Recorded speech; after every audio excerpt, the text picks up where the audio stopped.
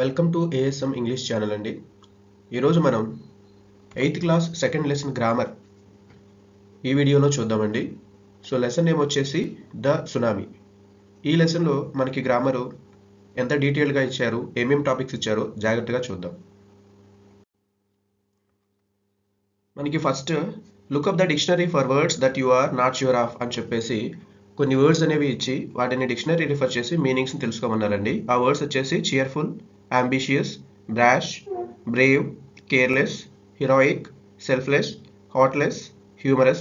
So ఇలాగా cheerful అంటే happy and optimistic అండి, ambitious అంటే డిటర్మైన్డ్ అండ్ ఆస్పైరింగ్ అని చెప్పేసి, బ్రాష్ అంటే సెల్ఫ్ అసర్టివ్ ఇన్ రూడ్ అని బోల్డ్ అని చెప్పేసి అంటాం, బ్రేవ్ అంటే షోయింగ్ కరేజ్ అని, కేర్లెస్ అంటే ఇన్అటెంటివ్ ఇర్రెస్పాన్సిబుల్ అని చెప్పేసి, హీరోయిక్ అంటే బ్రేవ్ అని కరేజియస్ అని చెప్పేసి మీనింగ్ అండి, సెల్ఫ్లెస్ అంటే అన్సెల్ఫిష్ అని చెప్పేసి అర్థం, హార్ట్లెస్ అంటే అన్ఫీలింగ్ అని, అన్సింపథెటిక్ అని, అన్కైండ్ అని చెప్పేసి మీనింగ్ అండి, హ్యూమరస్ అంటే అమ్యూజింగ్, ఫన్నీ అని చెప్పేసి అర్థం.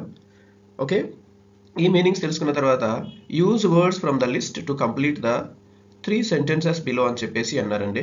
3 సెంటెన్సెస్ ఇచ్చారు, వాటిలో కొన్ని బ్లాంక్స్ ఇచ్చారు. ఈ బ్లాంక్స్ని పైన ఇచ్చినటువంటి వర్డ్స్ని బేస్ చేసుకొని ఫిల్ చేయమని చెప్పేసి అన్నారండి. సో ఇక్కడ సంజీవ్కి సంబంధించినటువంటి అట్రిబ్యూట్స్ అండి ఇవన్నీ కూడా. ఇవి లెసన్లో ఉన్న విధంగానే మనము ఫిల్ చేయాలి.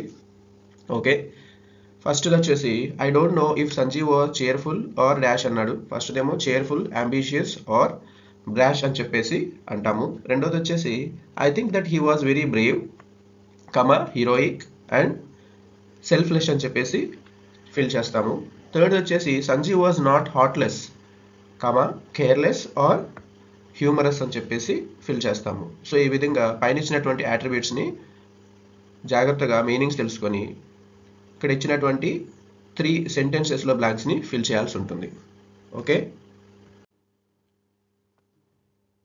అదేవిధంగా మనకి fast moment, slow moment, neither fast nor slow మూమెంట్కి సంబంధించినటువంటి కొన్ని వర్డ్స్ని గ్రేడ్ చేయమని చెప్పేసి అడిగారండి. లెసన్లో ఉన్నటువంటి వొకాబులరీలో ఉన్నటువంటి ఆ వొకాబులరీని గ్రేడ్స్గా డివైడ్ చేయమన్నారు. సో అలా డివైడ్ చేస్తే ఫాస్ట్ మూమెంట్కి సంబంధించినటువంటి వర్డ్స్ వచ్చేసి ఫాల్, రష్డ్, స్వెప్ట్ అవే, జంప్డ్ ఇంటూ, వాజ్డ్ అవే. ఇవన్నీ కూడా ఫాస్ట్ మూమెంట్కి సంబంధించినటువంటి వర్డ్స్ అండి. చాలా ఫాస్ట్గా జరుగుతూ ఉంటాయి ఈ యాక్టివిటీస్ అన్నీ కూడా. నెక్స్ట్ స్లో మూమెంట్కి సంబంధించినటువంటి వర్డ్స్ అండి రైజింగ్, రిసీడ్. సో ఇవన్నీ వాటర్ సునామీలో ఉన్నటువంటి వొకాబులరీ అండి. స్లో మూమెంట్కి సంబంధించినవి రైజింగ్, రిసీడ్ వాటర్కి సంబంధించండి. Neither fast nor slow, fast కాదు స్లోగా కాకుండా ఉండేటటువంటి మూమెంట్కి సంబంధించినటువంటివి ఫ్లోటింగ్ అనేటటువంటి వర్డ్ అండి. Okay, right. అయితే ఇక్కడ ఇచ్చినటువంటి యాక్టివిటీ ఏమిటంటే fill in the blanks in the sentences below, the verbs given in the brackets will give you a clue అని చెప్పేసి అన్నారండి. మనకి కొన్ని సెంటెన్సెస్ ఇచ్చారు ఇక్కడ, ఒక 5 సెంటెన్సెస్. సో మనకి ఆ బ్లాంక్ పక్కన క్లూ కూడా ఇచ్చారు. ఆ క్లూస్ని బేస్ చేసుకొని ఈ సెంటెన్సెస్ని ఫిల్ చేయమని చెప్పేసి అంటున్నారండి. సరే చూద్దాం. The earth ట్రెంబుల్డ్ but not many people felt dash, బ్రాకెట్లో ట్రెంబుల్ అని ఇచ్చారండి, ట్రెంబ్లింగ్ ఆర్ ట్రెమర్స్ అని చెప్పేసి అంటాము. When the Jew was flooded, there was a lot of dash and many animals escaped into the countryside. Confuse అని ఇచ్చాడండి. So మనం confusion అని చెప్పేసి రాస్తాం. నెక్స్ట్ అండి we heard with dash that the lion had been recaptured. So మనకి ఇచ్చిన clue అండి రిలీవ్. సో కాబట్టి రిలీఫ్ అని చెప్పేసి రాస్తాము. The zookeeper was stuck in a tree and his dash was filmed by the TV crew. బ్రాకెట్లో మనకి ఇచ్చిన క్లూ రెస్క్యూ అండి. సో మనం రెస్క్యూ అని రాస్తాము. Next there was much dash in village when the snake charmer came visiting. మనకి ఇచ్చిన clue excite అండి. సో మనం రాసేది ఎక్సైట్మెంట్. సో ఇక్కడ trembling or rumours, confusion, relief, rescue, excitement ఈ వర్డ్స్ని మనం గమనిస్తే మనం నౌన్ ఫార్మ్స్ అనేవి రాసామండి. ఓకే, ఈ లెసన్లో మనకి ఇచ్చినటువంటి గ్రామర్ టాపిక్ వచ్చేసి వాయిస్ అండి. ఈ వాయిస్ 2 టైప్స్గా ఉంటుంది, యాక్టివ్ వాయిస్, ప్యాసివ్ వాయిస్ అని. సరే చూద్దాం. The voice of a verb tells whether the subject of the sentence performs or receives the action. ఈ వాయిస్లో మనకి సబ్జెక్టు ఆ సెంటెన్స్లో యాక్షన్ని పర్ఫామ్ చేస్తుందా లేదా రిసీవ్ చేస్తుందా అనేది గమనించటమే ఈ యాక్టివ్ వాయిస్, ప్యాసివ్ వాయిస్ యొక్క ముఖ్య ఉద్దేశం అండి. సబ్జెక్ట్ యాక్షన్ని పర్ఫామ్ చేస్తే దాన్ని యాక్టివ్ వాయిస్ అని చెప్పేసి అంటాం. సబ్జెక్ట్ యాక్షన్ని రిసీవ్ చేసుకుంటే దాన్ని ప్యాసివ్ వాయిస్ అని చెప్పేసి అంటామండి. అయితే ఈ వాయిస్ అనేది 2 టైప్స్గా ఉందండి. అందులో మొదటిది వచ్చేసి యాక్టివ్ వాయిస్, మనం ఇంతకుముందు చెప్పుకున్నట్లుగానే. సో ఈ యాక్టివ్ వాయిస్ ఎలా ఉంటుందంటే the subject performs the action expressed by the verb. అంటే ఈ యాక్టివ్ వాయిస్లో ఉన్నటువంటి సబ్జెక్టు యాక్షన్ని పర్ఫామ్ చేస్తుంది అనమాట. ఏ యాక్షన్ అంటే ఆ సెంటెన్స్లో ఉన్నటువంటి వర్బ్ ఎక్స్ప్రెస్ చేస్తున్నటువంటి ఆ యాక్షన్ని సబ్జెక్ట్ పర్ఫామ్ చేస్తుంది అనమాట. దాన్నే యాక్టివ్ వాయిస్ అని చెప్పేసి అంటాం. సో దీని యూసేజ్ ఎలా ఉంటుందంటే when there is direct relation between verb and subject. వర్బ్కి సబ్జెక్ట్కి మధ్య డైరెక్ట్ రిలేషన్ ఉంటుందండి. సో అప్పుడే దాన్ని మనం యాక్టివ్ వాయిస్ అని చెప్పేసి అనగలం. సెకండ్ టైప్ వచ్చేసి ప్యాసివ్ వాయిస్. అంటే the subject receives the action expressed by the verb. ఈ సెంటెన్స్లో సబ్జెక్ట్ పర్ఫామ్ చేయకుండా ఆ వర్బ్ ఎక్స్ప్రెస్ చేస్తున్నటువంటి యాక్షన్ని రిసీవ్ చేసుకుంటుందండి. అంటే సబ్జెక్ట్ ప్యాసివ్గా ఉంటే ప్యాసివ్ వాయిస్ అంటాము, సబ్జెక్ట్ యాక్టివ్గా ఉంటే యాక్టివ్ వాయిస్ అని చెప్పేసి అంటాం. దీని యూసేజ్లో వచ్చేసి when the action is the main thing, not the subject or the doer of the action is unknown. అంటే అండి మనకి ప్యాసివ్ వాయిస్లో యాక్షన్ అనేటటువంటిది మెయిన్ థింగ్గా ఉంటుందండి, సబ్జెక్ట్ కాదు. సబ్జెక్ట్ అంటే nothing but doer of the action అండి. సబ్జెక్ట్ కాదు మనకి మెయిన్గా ఉండేది, యాక్షన్ అనేది మెయిన్ థింగ్గా ఉంటుంది. అంతేకాదు కొన్నిసార్లు ఈ సబ్జెక్టు అన్నౌన్ కూడా అయి ఉంటుందండి. మనకి ఈ సెంటెన్స్లో కాదండి, ఈ లెసన్లో అన్నౌన్ సబ్జెక్ట్కి సంబంధించినటువంటి ఎగ్జాంపుల్స్ మీదే ఫోకస్ ఎక్కువ పెట్టడం జరిగిందండి. సరే, సబ్జెక్ట్లో టెక్స్టువల్గా ఉన్న ఎగ్జాంపుల్ చెక్ చేయబోయే ముందు ఒక 3 టైప్స్ ఆఫ్ వాయిసెస్ చూద్దామండి. అంటే ఎగ్జాంపుల్స్ ఫస్ట్ టైప్ ఎగ్జాంపుల్ వచ్చేసి యాక్టివ్ వాయిస్ వచ్చేసి Sajid wrote an email. So ఇందులో సాజిద్ అనేది సబ్జెక్ట్ అండి, రోట్ అనేది వర్బ్, అన్ ఈమెయిల్ అనేది ఆబ్జెక్ట్. దీన్ని ప్యాసివ్లోకి కన్వర్ట్ చేస్తే an email was written by Sajid. So ఆబ్జెక్ట్ని సబ్జెక్ట్ ప్లేస్లోకి తీసుకొచ్చాము, వర్బ్ని మిడిల్లోనే ఉంచేసాము, కాకపోతే దానికి ఒక బీ ఫామ్ని యాడ్ చేసి రాసాము. వర్బ్ పాస్ట్ పార్టిసిపల్ ఫామ్ అనేది యూజ్ చేసాము. తర్వాత బై అనే ప్రపోజిషన్ రాసి సబ్జెక్ట్ని ఆబ్జెక్ట్ ప్లేస్కి తీసుకెళ్ళిపోయామండి. సో ఇది మీ అందరికీ తెలిసినటువంటి ప్యాటర్నే. ఒక్కసారి గుర్తు చేసుకొని టెక్స్చువల్ ఎక్సర్సైజ్లోకి వెళ్దాం.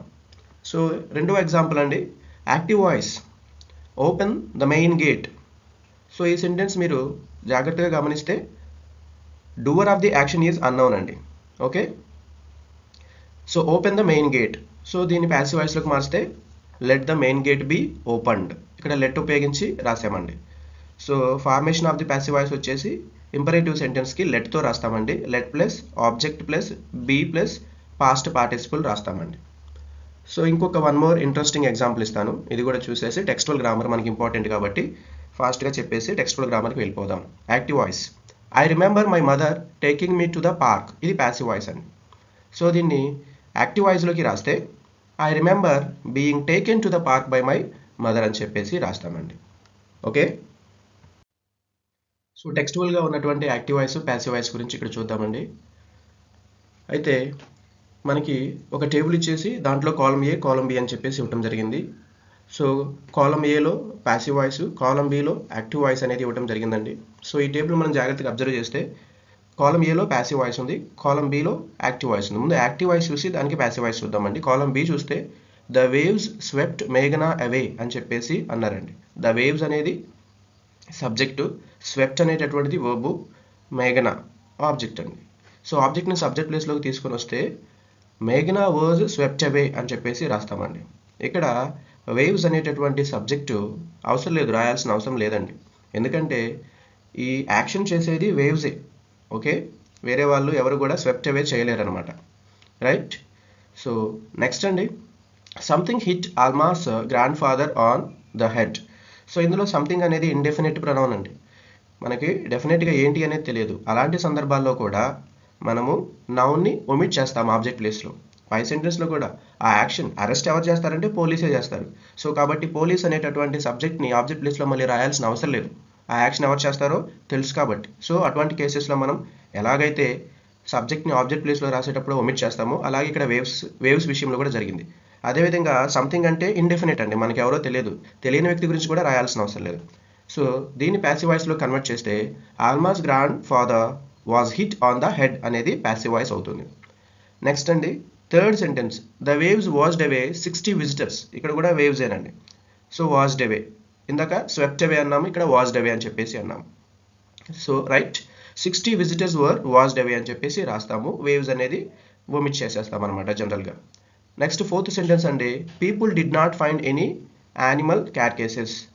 సో ఒక ఉపద్రవం జరిగిన తర్వాత, ఒక యాక్సిడెంట్ లాంటిది జరిగిన తర్వాత చాలామంది చనిపోతే సునామీలో కళేబరాలు ఎవరు నోటీస్ చేస్తారంటే జనాలే వచ్చి నోటీస్ చేస్తారు. ఇది కూడా జనరల్గా జరిగేటటువంటి విషయం.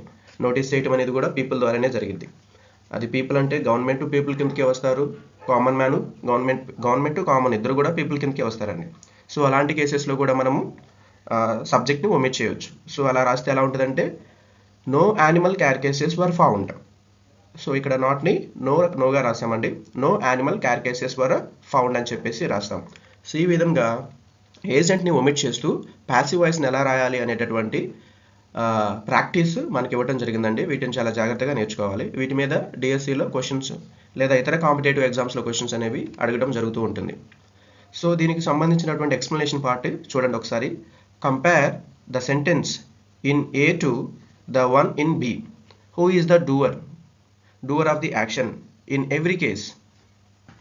Is the doer mention in A or B అని చెప్పేసి అంటున్నారు అనమాట. So doer of the action అనేది కాలం బిలోనే మెన్షన్ చేయడం అనేది జరిగింది. కాలం ఏలో డూవర్ ఆఫ్ ది యాక్షన్ని మనం ఒమిట్ చేయడం అనేది జరిగిందండి. ఆ విషయాన్ని ముందు మీరు గమనించాలి అని చెప్తున్నారు ఇక్కడ. నెక్స్ట్ రెండవ పాయింట్ వచ్చేసి notice the verbs in A. కాలం ఏలో ఉన్నటువంటి వర్బ్స్ అంటే ఏంటి? Was swept away, was hit, were washed away, were found. They are in the passive form. The sentences are in the passive voice. In these sentences the focus is not on the person who does the action. So passive వాయిస్లో verbs అనేవి observe చేస్తే ఇవి focus అనేటటువంటిది action మీదే చేస్తూ ఉన్నాయి కానీ person మీద కాదు. ఆ విషయాన్ని కూడా మనం గమనించాలి. Next third point, in B the doer of the action is named. The verbs are in the active form. The sentences are in the active voice. So మనం బి కాలంని జాగ్రత్తగా అబ్జర్వ్ చేస్తే డూవర్ ఆఫ్ ది యాక్షన్ అనేది ఇవ్వటం జరిగింది. Named ఇచ్చారనమాట. Waves అని, something అని, పీపుల్ అని ఇలా ఇచ్చారు. సో పర్సన్ డూవర్ ఎవరో ఇచ్చారు కాబట్టి ఇక్కడ ఉన్నటువంటి వర్బ్స్ అన్ని కూడా మనకి యాక్టివ్గా ఉన్నాయి అనమాట, యాక్టివ్ వాయిస్లో. సో కాబట్టి ఆ సెంటెన్స్ని మనము యాక్టివ్ వాయిస్ అని చెప్పేసి అంటాం అనమాట. Okay. Say whether the following sentences are in the active or passive voice. Write active or passive voice after each sentence as shown in the first sentence. ఈ active voice passive వాయిస్లో నుంచి text బుక్లో మరొక activity ఇవ్వడం జరిగిందండి. కొన్ని sentences ఇచ్చారు, వాటిని యాక్టివ్ వాయిస్ ఏదో ప్యాసివ్ వాయిస్ ఏదో ఐడెంటిఫై చేయమని అడిగారండి. సెంటెన్స్లో ఫస్ట్ వచ్చేసి సమ్వన్ స్టోల్ మై బైసైకిల్. ఇది ఫస్ట్ సెంటెన్స్ అండి. ఇక్కడ సమ్వన్ అనేటటువంటిది సబ్జెక్ట్, స్టోల్ అనేది verb. So someone stole, someone అనేది doer of the action. So ఈ సమ్వనే యాక్షన్ చేస్తూ ఉన్నారు, సబ్జెక్టే యాక్షన్ చేస్తూ ఉన్నారు. సో కాబట్టి ఇది యాక్టివ్ వాయిస్ అండి. సో యాక్టివ్ వాయిస్లో సబ్జెక్టు యాక్టివ్గా ఉంటారు, పైపెచ్చు సబ్జెక్టే యాక్షన్ చేస్తూ ఉంటారు. సెకండ్ అండి, the tyres were deflected by the traffic police. ఈ సెంటెన్స్లో ట్రాఫిక్ పోలీస్ ఇది సబ్జెక్ట్ అండి, కాకపోతే యాక్షన్ని రిసీవ్ చేసుకుంటూ ఉన్నారు. సో రిసీవర్ ఆఫ్ ది యాక్షన్గా సబ్జెక్ట్ పనిచేస్తే దాన్ని ప్యాసివ్ వాయిస్ అంటామండి. ఎందుకంటే ప్యాసివ్ వాయిస్లో సబ్జెక్టు ప్యాసివ్గా ఉంటుంది. Third sentence, I found it last night in a ditch near my house. I అనేది సబ్జెక్ట్ అండి. ఐ చేసిన వర్క్ ఏంటంటే ఫౌండ్, కనుగొన్నారనమాట. ఇక్కడ సబ్జెక్ట్ యాక్టివ్గా ఉంది, సబ్జెక్ట్ వర్క్ చేస్తూ ఉంది డూవర్ ఆఫ్ ది యాక్షన్ కాబట్టి. సో ఇది యాక్టివ్ వాయిస్. ఫోర్త్ సెంటెన్స్ అండి, it had been thrown there. So it had been thrown there అంటే ప్యాసివ్ వాయిస్ అండి ఇది. ఎందుకంటే ఎవరి చేత విసిరేయబడి ఉందో మనకి ఇక్కడ చెప్పట్లేదన్నమాట. రైట్, ఇక్కడ వర్క్ చేయబడింది, ఎవరి చేత అనేటటువంటిది చెప్పలేదు. సో ఎందుకు చెప్పలేదంటే సబ్జెక్ట్ ప్యాసివ్గా ఉంది కాబట్టి. సో కాబట్టి ఇది ప్యాసివ్ వాయిస్. నెక్స్ట్ అండి, my father gave it to the mechanic. My father subject అండి, గేవ్ అంటే ఇవ్వటం వర్బ్. సో ఇక్కడ ఫాదరే వర్క్ చేశారు, ఏం వర్క్? ఇవ్వటం. సో సబ్జెక్ట్ యాక్టివ్గా ఉన్నారు, సబ్జెక్ట్ ఇక్కడ వర్క్ చేస్తున్నారు, వర్క్ రిసీవ్ చేసుకోవట్లేదు, కాబట్టి ఇది యాక్టివ్ వాయిస్. నెక్స్ట్ లాస్ట్ అండి, the mechanic repaired it for me. So mechanic subject అండి. సో ఈ మెకానిక్ చేసిన వర్క్ ఏంటంటే రిపేర్ చేయటం. సో కాబట్టి ఇది యాక్టివ్ వాయిస్, సబ్జెక్ట్ యాక్టివ్గా ఉంది కాబట్టి. ఈ విధంగా మనం active voice, passive voice identify చేయవచ్చండి. ఇంకొకటి ప్యాసివ్ వాయిస్ స్ట్రక్చర్ మనం ఇంతకుముందు చూసాము. హెల్పింగ్ వర్బ్ తర్వాత V3 ఫామ్ అది యూస్ చేస్తాం. బీ ఫామ్ వచ్చేసి ఈజ్, యామ్, ఆరు, వజ్, వరు ఇలాగా. హెల్పింగ్ వర్బ్ తర్వాత V3 ఫామ్ ఉపయోగిస్తాము, తర్వాత బై అనే ప్రపోజిషన్ ఉపయోగిస్తాము, సబ్జెక్ట్ని లాస్ట్లో ఆబ్జెక్ట్గా రాస్తాము. ఇంకొకటి ప్యాసివ్ వాయిస్లో సబ్జెక్టు యాక్షన్ని రిసీవ్ చేసుకుంటూ ఉంటారు, యాక్టివ్గా ఉండరు, ప్యాసివ్గా ఉంటారు. అదే యాక్టివ్ వాయిస్లో సబ్జెక్ట్ డూవర్ ఆఫ్ ది యాక్షన్గా ఉంటారండి. ఓకే, మనకి ఈ ప్యాసివ్ వాయిస్ సంబంధించి ఇంకొక యాక్టివిటీ కూడా ఇవ్వడం జరిగిందండి టెక్స్ట్ బుక్లోనే. సో ఆ యాక్టివిటీ చేయబోయే ముందు ప్యాసివ్ వాయిస్ స్ట్రక్చర్ ఒకసారి చూస్తే ఆబ్జెక్ట్ ఫస్ట్ రాస్తామండి, తర్వాత బీ ఫామ్ రాస్తాము, is am are was were అనేటటువంటి బీ ఫామ్స్ రాస్తాము, తర్వాత వర్బ్ యొక్క థర్డ్ ఫామ్ అయినటువంటి V3ని రాస్తాము, తర్వాత సబ్జెక్ట్ రాస్తామండి. ఇప్పుడు యాక్టివిటీలోకి వెళ్దాం. Complete the passage using passive forms of the verbs given in the brackets అని చెప్పేసి అంటున్నారండి. సో ప్యాసేజ్ వచ్చేసి ఇది ఏ ప్యాసేజ్ ఆలివ్స్ నుంచి ఆలివ్ ఆయిల్స్ని తీసేసి సలాడ్ డ్రెస్సింగ్కి, కుకింగ్కి ఎలా ఉపయోగిస్తారనేటటువంటిది అండి ఇక్కడ. సో ఈ ఆలివ్స్ ఆటమ్ సీజన్లో ఆలివ్స్ అనేవి ఈ చెట్ల నుంచి కలెక్ట్ చేసేసి, సో తీసుకున్నటువంటి వీటన్నిటిని కూడా గ్రైండ్ చేసి ఒక పేస్ట్ లాగా చేసేసి స్పెషల్ మ్యాట్స్లో పెట్టేసి, సో ఆ మ్యాట్స్ని మిషన్స్ ద్వారా బాగా ప్రెస్ చేసి స్క్వీజ్ చేస్తే ఆలివ్ ఆయిల్ వస్తుంది అని చెప్పేసి ఒక ప్యాసేజ్ రాశారు. సో దీన్నంతా కూడా మనము ప్యాసివ్ ఫామ్లో రాయాలి, అంటే object be form V3 subject ఉండేలాగా ప్రతి సెంటెన్స్ని చెక్ చేసుకోవాలి. సరే, ఫస్ట్ చూద్దామండి. Olive oil dash for cooking, salad dressing etcetera అని చెప్పేసి అంటున్నాడండి. సో ఇక్కడ మనము యూజ్ అనేది ఉంది కాబట్టి olive oil is used for cooking, salad dressing etcetera అని చెప్పేసి రాయాల్సి ఉంటుంది. సెకండ్ బ్లాంక్ వచ్చేసి olives dash in autumn when they are ripe. So ఇక్కడ మనం పిక్కి ఆర్ పిగ్డ్ అని చెప్పేసి రాస్తాం. Olives are picked in autumn when they are ripe అని చెప్పేసి రాయాలి. నెక్స్ట్ సెంటెన్స్ అండి, they dash from the trees and dash up usually by hand అని చెప్పేసి అన్నారండి. They are shaken from the trees అని చెప్పేసి ప్యాసివ్ సెంటెన్స్ రాస్తామండి. They are shaken from the trees and are gathered up usually by hand. So ఇలాగా చెట్లను షేక్ చేసి వాటిని చేతులతో మొత్తం గ్యాదర్ చేసుకొని తీసుకొని వస్తాము అని చెప్పేసి. Then they dash to a thick paste which dash on to special mats అని చెప్పేసి అన్నాడు. దెన్ దే ఆర్ గ్రైండెడ్, వాటిని గ్రైండ్ చేసేసి తర్వాత ఏం చేస్తారు, సో థిక్ పేస్ట్ లా చేసి which dash on to special mat which is spread on to special mats అని చెప్పేసి ప్యాసివ్ ఫామ్ రాస్తామండి. The mats then are layered up on the pressing machine which will gently squeeze them to produce olive oil.